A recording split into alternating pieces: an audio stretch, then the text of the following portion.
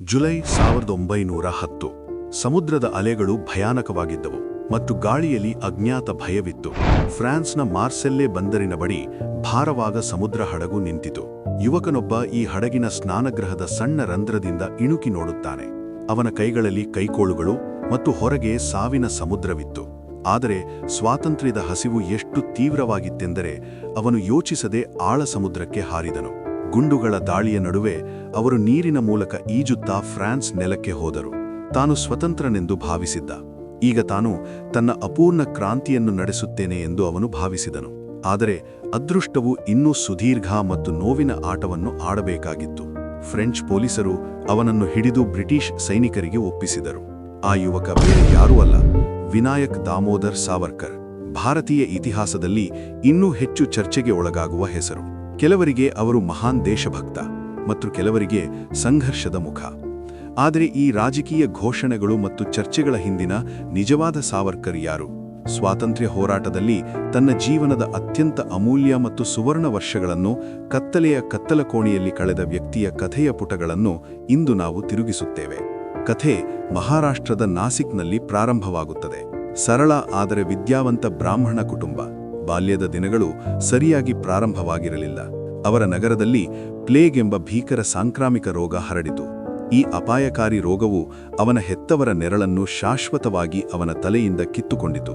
ಸಾವರ್ಕರ್ ಇನ್ನೂ ಚಿಕ್ಕವರಾಗಿದ್ದರು, ಆದರೆ ಅವರ ಕಣ್ಣಲ್ಲಿ ನೀರು ತುಂಬುವ ಬದಲು ಬೇರೆ ರೀತಿಯ ಬೆಂಕಿ ಉರಿಯುತ್ತಿತ್ತು. ಅವರು ಚಿಕ್ಕವರಾಗಿದ್ದಾಗ ಅವರು ತಮ್ಮ ಕುಲದ ದೇವಿಯ ಅಷ್ಟಭುಜಾ ದೇವಿಯ ಮುನ್ನೆ ದೊಡ್ಡ ಪ್ರತಿಜ್ಞೆಯನ್ನು ಮಾಡಿದರು. ಬ್ರಿಟಿಷರ ಗುಲಾಮಗಿರಿಯ ಸಂಕೊಲೆಗಳಿಂದ ನನ್ನ ದೇಶವನ್ನು ಸಂಪೂರ್ಣವಾಗಿ ಮುಕ್ತಗೊಳಿಸುತ್ತೇನೆ ಎಂದು ನಾನು ಪ್ರತಿಜ್ಞೆ ಮಾಡುತ್ತೇನೆ. ಶಾಲೆ ಮುಗಿಸಿದ ನಂತರ ಪುಣೆಯ ಪ್ರಸಿದ್ಧ ಫರ್ಗೂಸನ್ ಕಾಲೇಜನ್ನು ತಲುಪಿದರು. ಅಲ್ಲಿ ಅವರು ಸ್ವಾತಂತ್ರ್ಯ ಹೋರಾಟವು ಕಾಗದ ಪತ್ರಗಳು ಮತ್ತು ಮನವಿಗಳಿಗೆ ಸೀಮಿತವಾಗಿರುವುದನ್ನು ನೋಡಿದರು.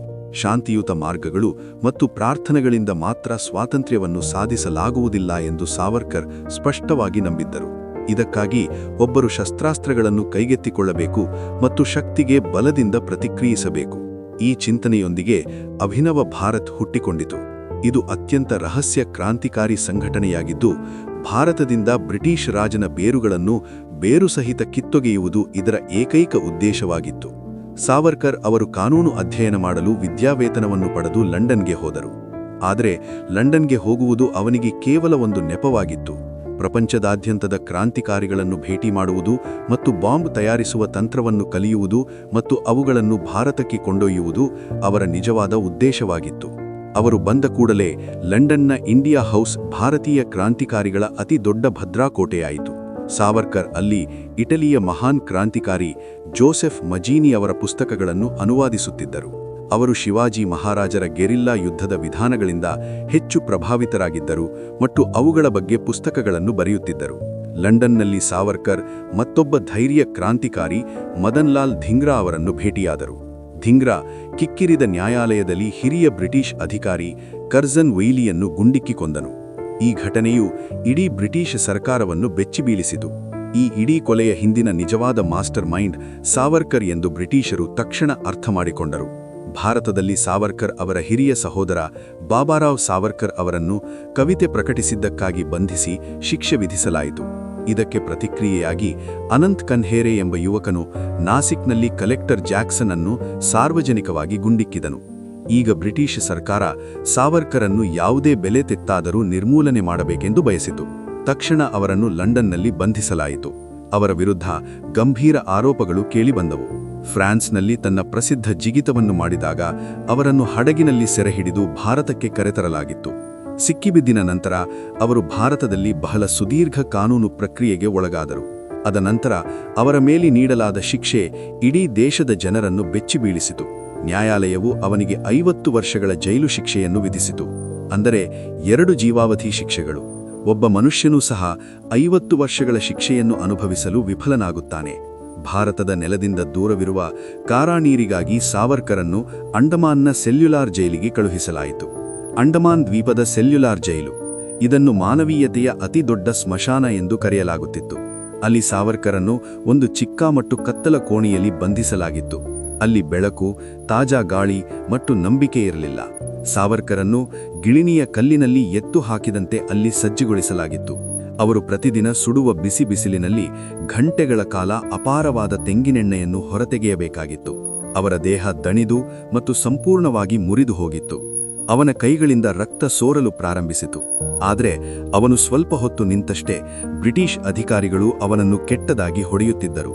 ಆ ನರಕ ಸದೃಶ ಸ್ಥಳದಲ್ಲಿ ಅನೇಕ ಯುವ ಕ್ರಾಂತಿಕಾರಿಗಳು ತಮ್ಮ ಮಾನಸಿಕ ಸಮತೋಲನವನ್ನು ಕಳೆದುಕೊಂಡು ಹುಚ್ಚರಾದರು. ಹಲವರು ನೇಣು ಬಿಗಿದುಕೊಂಡು ಪ್ರಾಣತ್ಯಾಗ ಮಾಡಿದರು. ಆದರೆ ಸಾವರ್ಕರ್ ಅವರ ತೀಕ್ಷ್ಣ ಮನಸ್ಸು ಇನ್ನೂ ಚೆನ್ನಾಗಿ ಕೆಲಸ ಮಾಡುತ್ತಿತ್ತು. ಬರೆಯಲು ಪೆನ್ನು ಮತ್ತು ಕಾಗದವಿಲ್ಲದಿದ್ದಾಗ ಅವರು ಜೈಲಿನ ಕಚ್ಚಾ ಗೋಡೆಗಳ ಮೇಲೆ ಮುಳ್ಳು ಮತ್ತು ಮೊಳೆಗಳಿಂದ ಸಾವಿರಾರು ಕವಿನೆಗಳನ್ನು ಬರೆದರು.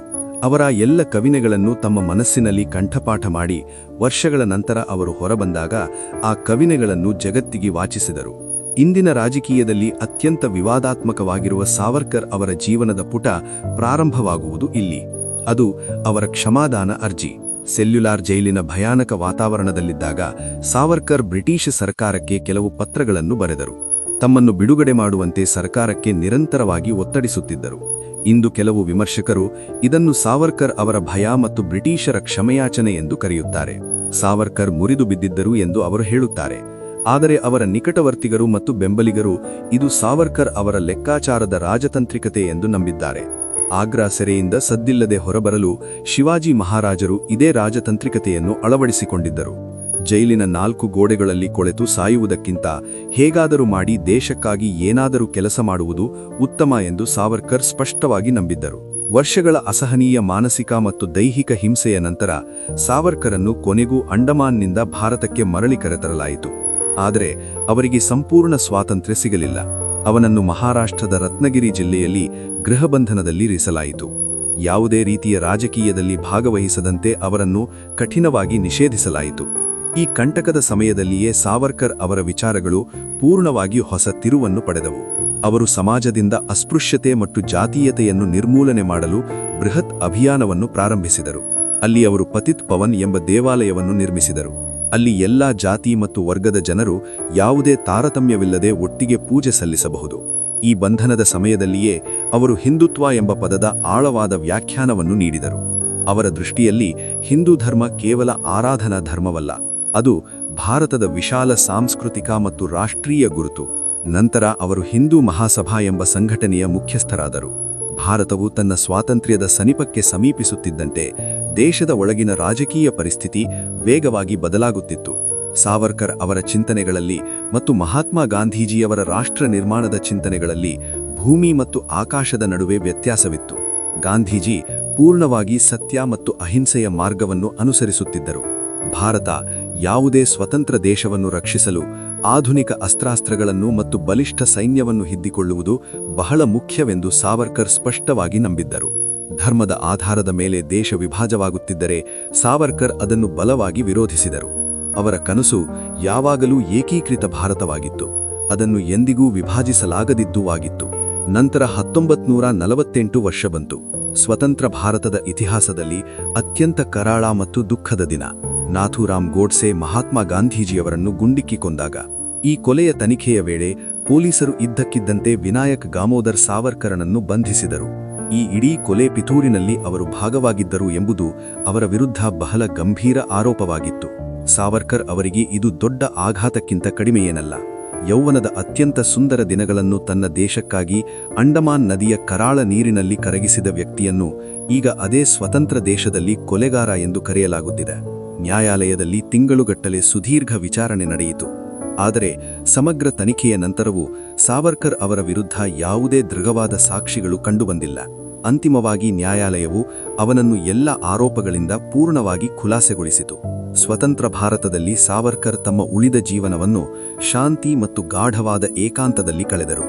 ಫೆಬ್ರವರಿ 26ನೇ ತಾರೀಖು 1966 ಸಾವರ್ಕರ್ ಶಾಶ್ವತವಾಗಿ ಕಣ್ಣು ಮುಚ್ಚಿಕೊಂಡರು. ವಿನಾಯಕ್ ದಾಮೋದರ್ ಸಾವರ್ಕರ್ ಅವರ ಈ ಸಂಕ್ಲಿಷ್ಟ ಕಥೆಯನ್ನು ಎಂದಿಗೂ ಸರಳ ಅಚ್ಚಿನಲ್ಲಿ ರೂಪಿಸಲು ಸಾಧ್ಯವಿಲ್ಲ. ಇಂದಿನ ರಾಜಕೀಯದ ಪ್ರಕಾರ ನೀವು ಅವರ ಸಿದ್ಧಾಂತವನ್ನು ದ್ವೇಷಿಸಬಹುದು ಅಥವಾ ನೀವು ಅವರನ್ನು ನಿಮ್ಮ ದೊಡ್ಡ ಆದರ್ಶವಾಗಿ ಪ್ರೀತಿಸಬಹುದು. ಆದರೆ ಆ ಹಠವಾದಿ ವ್ಯಕ್ತಿಯ ಹೆಸರನ್ನು ಭಾರತದ ಇತಿಹಾಸದ ಪುಟಗಳಿಂದ ನೀವು ಎಂದಿಗೂ ಅಳಿಸಿ ಹಾಕಲು ಸಾಧ್ಯವಿಲ್ಲ.